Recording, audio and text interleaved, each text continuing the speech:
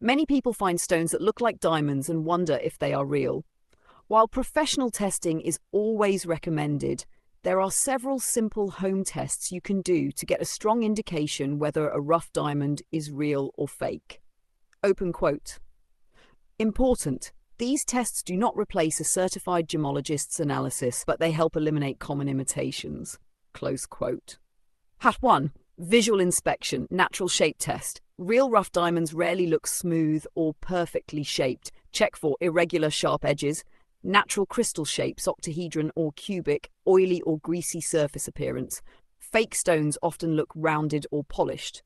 2. Transparency test. Place the rough stone over printed text. Real diamond, you cannot see the letters clearly. Fake stone, quartz glass.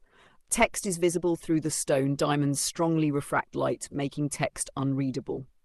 3. Water test, density test. Drop the stone into a glass of water. Real diamond sinks immediately. Fake stone floats or sinks slowly. Diamonds are very dense compared to most imitations.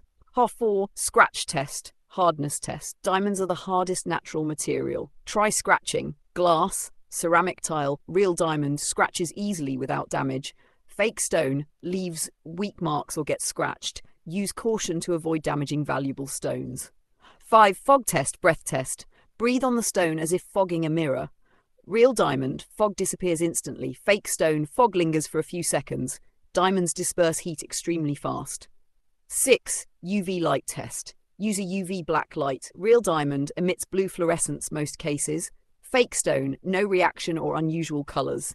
Some real diamonds do not fluoresce, so this test alone is not final. Number 7.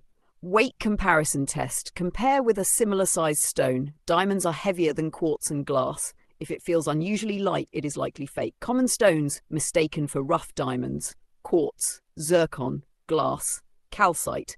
These materials fail at least one of the tests above.